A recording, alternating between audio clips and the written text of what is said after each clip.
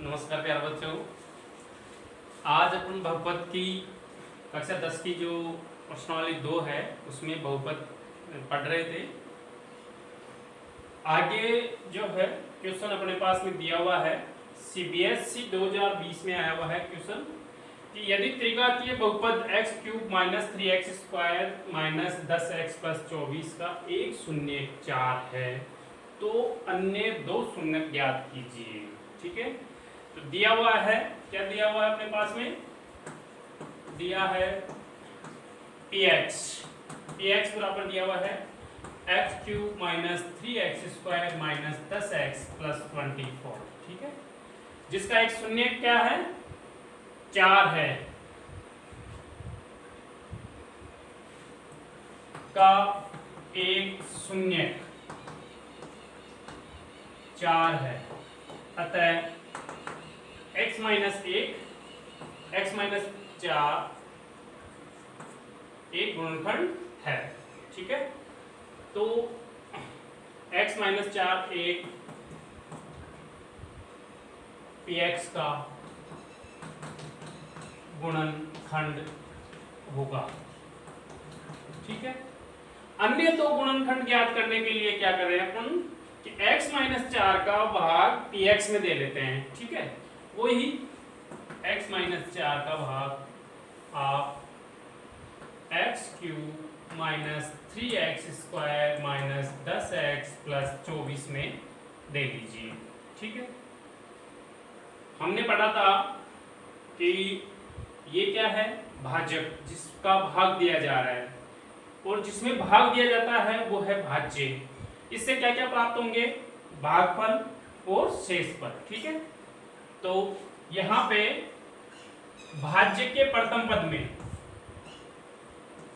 भाज्य का प्रथम पद है आपके पास में x³ में आपको भाग देना है भाजक के प्रथम पद का। अब आपको यह पता होना चाहिए कि भाजक का जो प्रथम पद है वो क्या है, भाज्य क्या है, आपको ये पूर्णतया पता होना चाहिए कि भाज्य कौन सा है, भाजक कौन सा है, शेषफल कौन सा होता है और भागफल कौन सा प्राप्त होता है। इन चीजों का सबको आपको ध्यान रखना होगा। ठीक है, अब नियम है, नियम के अकॉर्डिंग चलना है अपने को। नियम क्या है कि भाज्य के प्रथम पद में भाजक के प्रथम पद का भाग देना है। तो भाज्य का प्रथम पद क्या है, x³, भाजक का प्रथम पद कौन सा है, x, तो भाग दे लीजिए।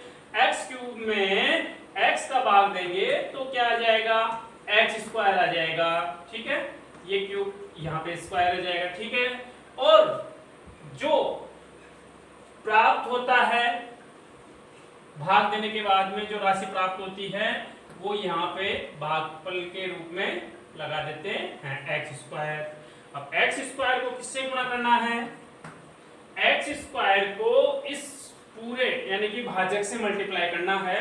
तो x² को मैं यस अपने पास में यानी कि x माइनस 4 का भाग जब x³ minus 3x square minus 10x plus 24 में आपको देना है। तो जब आप ऐसी स्थिति करते हैं तो क्या कर रहे थे अपन, देखिए कि x³ में x का भाग देने पर, x³ में x का भाग देने पर क्या आएगा, x² आएगा और x² को जो है आपको भाजक से गुणा करना है x माइनस 4 से। तो x³ माइनस 4x²। ठीक है, ये x³ माइनस 4x² यहाँ पे लिख देंगे। ठीक है, यहाँ लिखने के बाद में ये x³ से ये x³ में से x³ घट गया यानी कि ये 0 हो गया, ये प्लस के 4x² है, ये माइनस के 3x² है। तो यहाँ पे 4x² में से 3x² जाएंगे तो प्लस के x² घटेगा। फिर उतार लेते हैं माइनस के 10x प्लस 24। ठीक है, ऐसी स्थिति में फिर भाग देते हैं x का भाग देते हैं किसमें, x² माइनस 10x प्लस 24। ठीक है,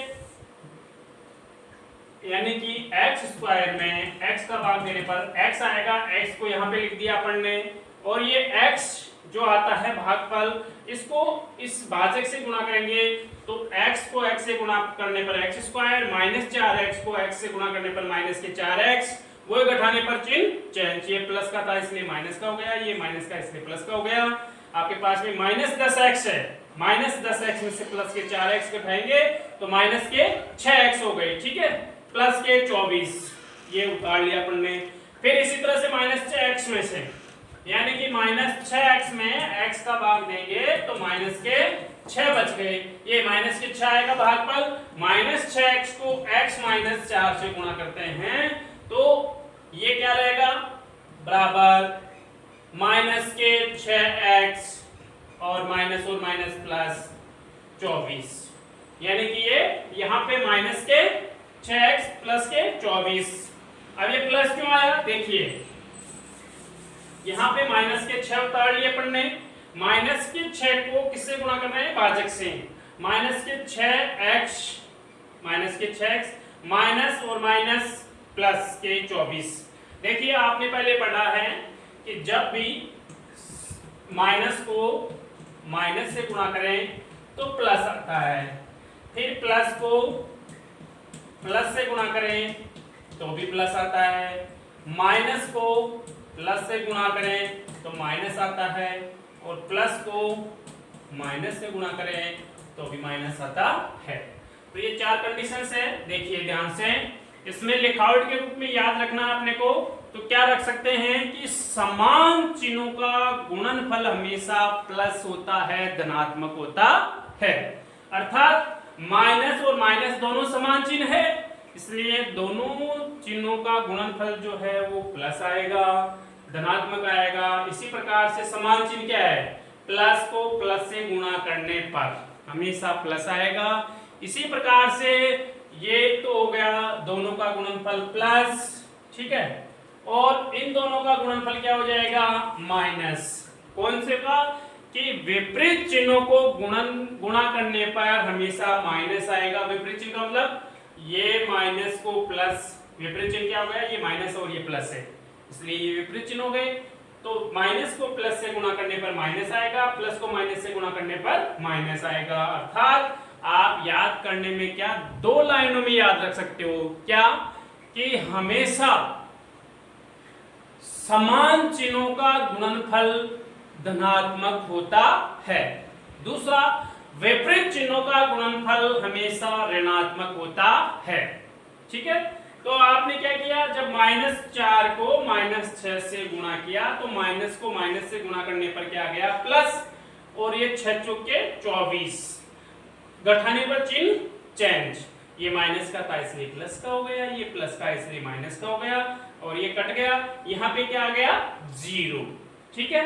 अर्थात अपने पास में इसके गुणनखंड क्या, जो px के गुणनखंड है वो क्या क्या हो गए, देखिए, अर्थात px बराबर क्या क्या हो गया, x - 4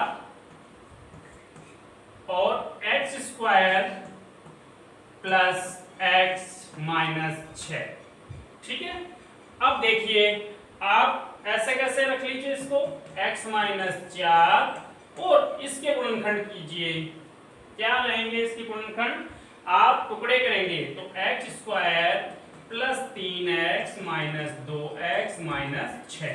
मैंने पिछली बार जो क्लास ली थी उसमें साफ साफ कहा था कि ये जैसे त्रिपदीय समीकरण है, द्विघात समीकरण है, तो इसके टुकड़े करते समय मैंने ये कहा था कि पहले और तीसरे को तो गुणनफल करते हैं 6 गुणा x स्क्वायर यानी कि 6x स्क्वायर, और बीच से जो बीच का पद है x, इसके टुकड़े ऐसे करते हैं कि जोड़ने पर तो x आए लेकिन गुणा करने पर क्या आए, x स्क्वायर आए।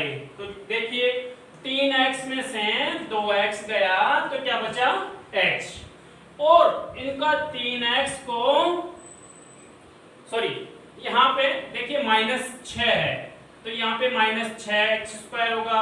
अब माइनस ये 3x को -2x से गुणा करें तो माइनस के 6x स्क्वायर हो गए क्या।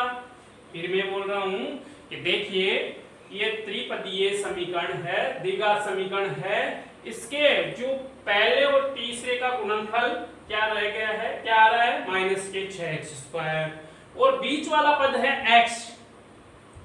x के टुकड़े इस तरह से करते हैं कि जोड़ने पर तो क्या है, x है, 3x में से 2x गए तो x बचेगा, लेकिन जब इनका गुणनफल करें तो पहले और तीसरे पद का गुणनफल आए। तो देखिए 3x - 2x x, और 3x को -2x से गुणा करें तो माइनस के 6x², क्योंकि प्लस को माइनस से गुणा करने पर माइनस के 6x²। ठीक है, इस तरह से मैंने इस x की जगह क्या लिख लिया, ये x बराबर 3x - 2x लिख सकते हैं। ठीक है, अब आगे लिखते हैं बराबर x - 4। आप देखिए जब क्वेश्चंस कर रहे हैं और आपके जैसे मान लीजिए लिखने में थोड़ी टाइम लग रहा है, तो आप स्क्रीन पे जाके और इसको वीडियो को स्टॉप करके और फिर लिख सकते हो, ताकि मतलब जो भी कोई नोट्स बना रहे हैं तो उसमें कोई त्रुटि ना रहे। ठीक है, अब x², ये देखिए दो दो के जोड़े के रूप में देख लीजिए आप, इन दोनों में क्या कॉमन आ रहा है, x² प्लस 3x में से x कॉमन आएगा, और इस -2x - 6 में से -2। तो देखिए इसमें से कॉमन ले लेते हैं, ये मंझला कोष्टक लगा लेते हैं, और x कॉमन लेंगे तो x + 3, -2 कॉमन लेंगे तो ये भी x + 3। ठीक है, छोटा कोष्टक बंद और ये मंझला कोष्टक बराबर x - 4, x + 3 इसमें भी है और x + 3 इसमें भी है, ये बाहर आ गया, x + 3 बाहर आ गया, और क्या बच गया, x - 2। ठीक है, तो इसके जो गुणनखंड है वो क्या क्या आ गए, x - 4 तो दिया हुआ था, और x + 3 और x - 2। क्वेश्चन आपके पास में यही था कि जैसे बहुपद जो दिया हुआ था उसके दो अन्य गुणनखंड ज्ञात करने थे, तो अपने पास में ये x + 3 और x - 2 ये दोनों आ गए, अर्थात क्या क्या हो गया, x - 4 बराबर 0 रखें तो x बराबर 4 है, x + 3 बराबर 0 रखें तो x बराबर -3, और x - 2 बराबर 0 रखें तो x बराबर 2। अर्थात आपके पास में जो दो अन्य शून्यक है वो 2 और -3 ये है। अर्थात आप जो है शून्य का मतलब ये है कि इनमें यदि px x बराबर 2 और -3 रखें तो px का मान 0 हो जाता है। इस तरह से ये CBSE में 2000 आपके 20 में ये क्वेश्चन आया हुआ है। ठीक है, नेक्स्ट क्वेश्चन लेते हैं अपन, देखिए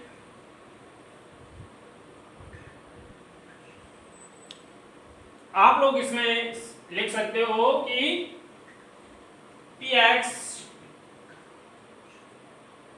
के दो अन्य शून्य -3 व 2 होंगे। ठीक है, नेक्स्ट क्वेश्चन लेते हैं अपन,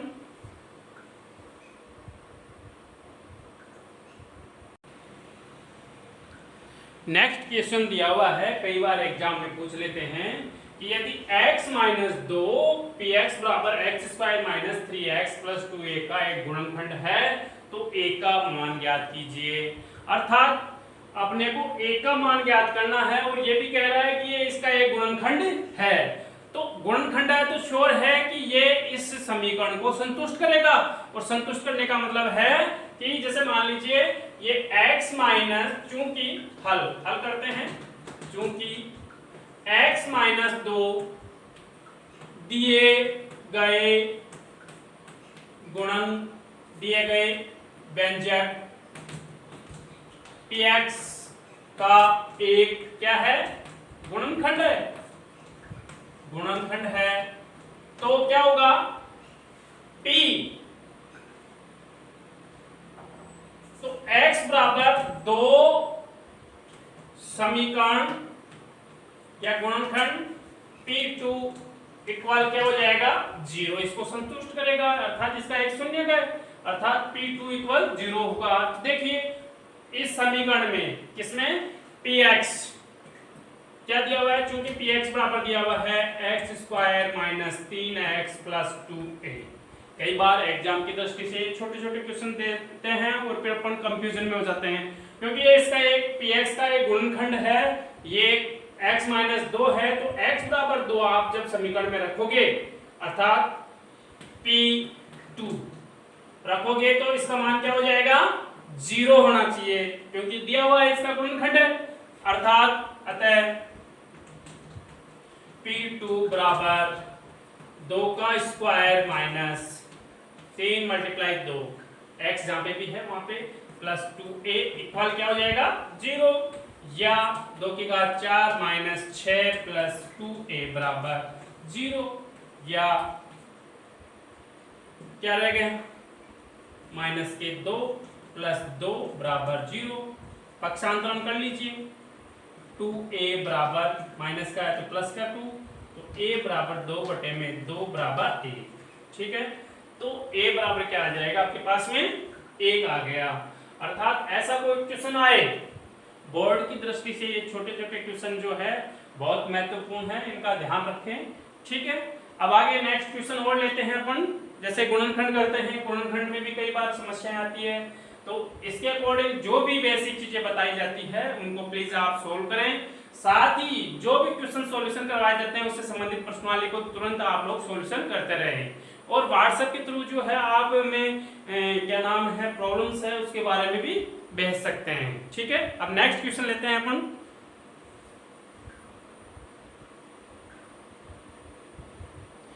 अभी अपने पास में एक क्वेश्चन एक बच्चे ने प्रॉब्लम पूछी है कि सर इसका गुणनखंड बताइए x³ प्लस 27y³ के गुणनखंड कीजिए। तो ये मैं बता दूं आपको कि ये आपके जो है गुणनखंड यानी कि 9वीं की मैथ की बुक में ये थी, अभी तो प्रश्नावली पता नहीं है कि नहीं है, बाकी पहले ये दिया हुआ था, यानी कि इसमें जो सूत्र जो डेरिवेशन लगता था वो था आपके सूत्र a³ प्लस b³ बराबर a plus b a square minus ab plus b square, ये सूत्र लगता है, ठीक है। तो देखिए अब अपन देखें a³ प्लस b³ बराबर a plus b a square minus ab plus b square. अब ये देखिए यहाँ पे a³ x³ है लेकिन ये 8 नहीं है, तो 8 के गुणनखंड कीजिए आप लोग। जब 8 के गुणनखंड करेंगे तो आपके पास में गुणनखंड 2 का भाग दिया अपन ने 4, फिर 2 का दिया 2 2, यानी कि 8 के गुणनखंड क्या हो गए 8 बराबर 2 गुणा 2 गुणा 2 बराबर 2 की पावर 3। तो इसको क्या लिख सकते हैं अपन 2x की पावर 3 प्लस ऐसे ही इसका करें 27 के, तो 27 के टुकड़े हो गए 3 गुणा 3 गुणा 3 बराबर 3 का क्यूब, ठीक है। तो देखिए यहाँ पे भी देख लीजिए 3y का होल क्यूब, ठीक है। अब लगा लीजिए यहाँ पे a बराबर तो क्या हो गया 2x और b बराबर क्या हो गया 3y।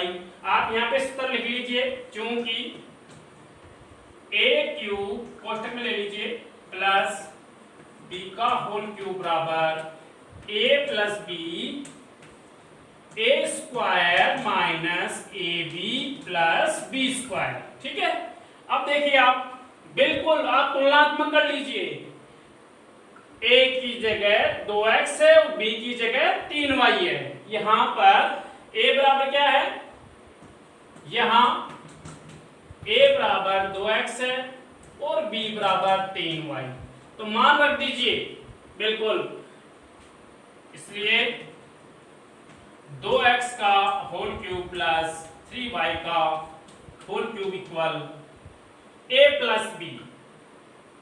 a प्लस बी ले लीजिए, a का मान क्या था 2x प्लस 3y, फिर कोष्टक यहाँ पे मंझला कोष्टक ले लीजिए ताकि अपन कोष्टक a स्क्वायर, a का मान क्या है 2x का होल स्क्वायर, ठीक है, माइनस ab क्या है 2x, b का मान क्या है 3y, a का मान 2x b का मान 3y प्लस 3y का होल स्क्वायर और ये मंझला कोष्टक बंद, ठीक है, बराबर 2x प्लस 3y कोष्टक, ये कोष्टक ले लीजिए, हल कर लीजिए, क्या हो गया 2 दूने 4x² minus 3 दूने 6xy plus 3 3 9y²। अपने जैसे गुणनखंड में कई बार भाग देने के बाद में ऐसी स्थितियां आती है तो इनके गुणनखंड इस तरह से होते हैं। ठीक है, बहुत अच्छी बात है, जिसने भी पूछा है क्वेश्चन बहुत बढ़िया। इस तरह से आप प्रैक्टिस करोगे तो आप लोग जो है क्वेश्चंस पूछिए, भेजिए ताकि इनका सॉल्यूशन करवाया जाए। ठीक है, अब नेक्स्ट क्वेश्चन लेते हैं अपन। अपने पास में क्वेश्चन दिया हुआ है कि सिद्ध कीजिए कि x प्लस 5 व्यंजक px बराबर x³ plus x² plus 3x plus 115 का एक गुणनखंड है। अब ये श्योर है कि ये एक इसका गुणनखंड है, तो इसका मतलब चूंकि अपने पास में x प्लस 5 इसका गुणनखंड है तो x बराबर -5 रखने पर इसका शून्य हो जाना चाहिए, मान जो है इसका शून्य हो जाना चाहिए। क्योंकि हल कर लिए क्या दिया हुआ है, px बराबर x³ plus x² plus 3x plus 115 का x प्लस 5 एक गुणनखंड है, तो ये इसको संतुष्ट करेगा है। तो